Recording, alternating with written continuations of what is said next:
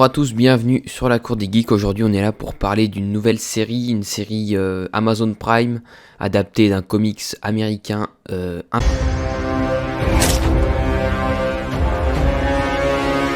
Un comics de Robert Kirkman, publié de 2002 à 2018 aux États-Unis, et chez nous elle a commencé en 2005 et elle n'est pas encore publiée entièrement. Et au dessin, on va avoir Cory Walker et Ryan Otley qui a travaillé chez Marvel sur du Spider-Man, moi, de ce que je sais, avec Nick Spencer. C'est une série que je n'ai pas lue en comics, je comptais la lire, mais quand j'ai vu que tout n'était pas publié, ça m'a un peu découragé. Et là, quand j'ai vu que la série arrivait, je me suis dit je vais me mettre directement à la série, et peut-être que j'achèterai les comics plus tard. Donc du coup, il n'y aura aucune comparaison avec le comics dans cette vidéo. Pour vous parler un peu du synopsis, sans trop spoiler, on va retrouver Mark Grayson, le fils d'un super-héros, le plus puissant de tous les super-héros. Son père c'est un peu le Superman de cet univers. Il a un peu les mêmes origines. Il vient d'une autre planète. Sur sa planète ce sont des aliens d'apparence humaine qui sont surpuissants. Et son fils a hérité de ses pouvoirs. Des pouvoirs qu'il attend depuis des années, depuis que son père lui a parlé quand il était enfant qu'il avait du sang de la planète de Viltrum. Et là donc les pouvoirs vont se déclarer vers ses 15 ans. Je pense qu'il a 15 ans à peu près, il est ado. Voilà, ça arrive un peu à la puberté, un peu comme Spider-Man. Hein. On va beaucoup retrouver cette origin story un peu à la Spider-Man, où il va avoir... déjà, c'est un petit geek de lycée, qui est au lycée. Il est amoureux d'une fille en secret, il a un pote geek comme lui. C'est un peu la victime qui va se révéler en même temps qu'il va découvrir ses pouvoirs. Et on va retrouver surtout cette problématique de gérer sa vie personnelle et sa vie de super-héros. Il devra choisir entre sa vie amoureuse et sa vie de super-héros à de nombreux moments, comme Spider-Man encore une fois, comme ces héros adolescents qui ont des responsabilités dans leur vie personnelle, comme dans leur vie de super-héros. On va retrouver un gros casting au doublage voix. On va avoir Stephen Young dans le rôle principal, J.K. Simmons, Sandra Oh, Mark Hamill, Zazie Beetz, Walter Goggins, Seth Rogen et encore plein d'autres.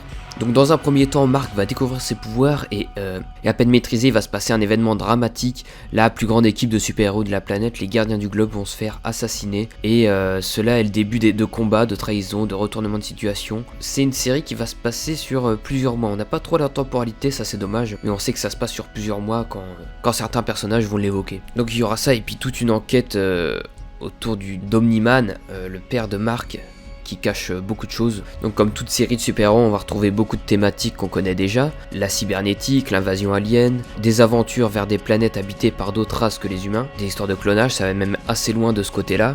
On va avoir des nouveaux gardiens du globe du coup, avec une élection parmi tous les super-héros d'Amérique, je pense, et un peu des alentours.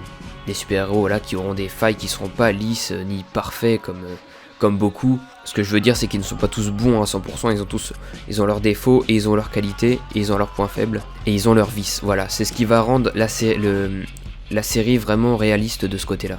Dans les pouvoirs, j'ai trouvé ça vraiment original pour certains. On va retrouver une petite fille qui peut se transformer en gobelin vert, un espèce d'Hulk, mais elle va rajeunir de 2 semaines, je crois. Voilà, des petits pouvoirs comme ça qui sont assez sympas, même si visuellement certains super-héros ne sont pas très originales dans leur design. Même si l'animation reste belle, on est un peu sur ça me fait penser un peu à la série de Spider-Man de 2017, on est un peu plus beau. Quand on n'est pas trop dans l'action, c'est classique, mais dès qu'on part dans l'action, l'animation devient magnifique. On comprend tout ce qui se passe, c'est vraiment fluide, ça passe crème quoi. On va retrouver Cécile, un genre de Nick Fury, avec 10 coups d'avance, un espèce de chef de la CIA qui va vraiment avoir plus d'une carte. Il a toujours 10 tours d'avance, ça c'est simple, il a 10 tours d'avance le mec. Il est prêt à tout pour protéger le monde et il hésitera pas à sacrifier beaucoup de ce qu'il possède pour ça. J'ai vraiment trouvé génial ce personnage, dès qu'il arrive on sait que ça va tabasser et que ça va pas déconner une seconde. J'ai trouvé que le rythme des intrigues passait assez vite, on n'a jamais le temps de s'ennuyer ou de se dire que ça traîne trop en longueur, ça passe direct à autre chose.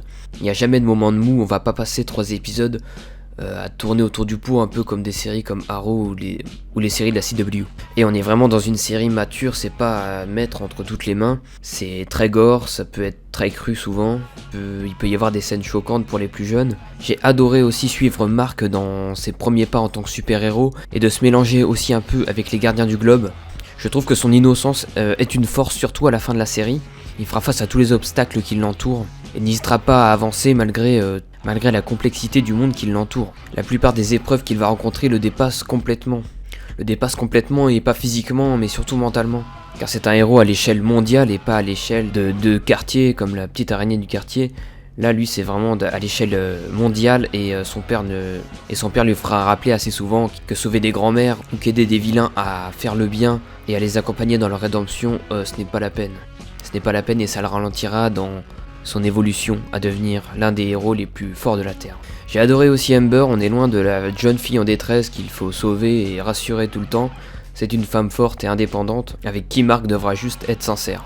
Et même si Mark est un héros surpuissant, certains vilains seront beaucoup plus malins et expérimentés que lui. Il se retrouvera plusieurs fois dans des états vraiment critiques, une chose à laquelle on ne pense pas du tout en regardant les premières minutes de cette série, quoi. Il y a vraiment des moments où le gars, tu te dis, il va crever à tout instant. On n'hésitera pas à nous montrer des ruelles ravagées avec des civils agonisant au sol, ou alors un génocide de planète en quelques secondes. Si vous aimez les œuvres, voilà, qui ne vous épargnent rien, allez-y, foncez. Ça me fait un peu penser à The Boys de ce côté-là. C'est peut-être la petite touche Amazon Prime, les comics sont comme ça aussi d'origine. Mais on n'aura pas dans cette série le côté maladif sexuel qu'on peut retrouver dans The Boys. Si vous cherchez voilà une série qui change un peu de ce qu'on voit d'habitude, eh bien foncez, c'est tout ce que j'ai à vous dire. Et comme c'est une série de comics indépendants, on n'a vraiment pas de retour au statu quo, on aura un début et une fin. D'ailleurs, arrivé à la fin de la saison 1, il se passe des événements vraiment tragiques, et rien ne sera vraiment plus comme avant. Donc pour ça, j'ai hâte de découvrir la saison 2 qui sortira, je pense, dans plus d'un an maintenant.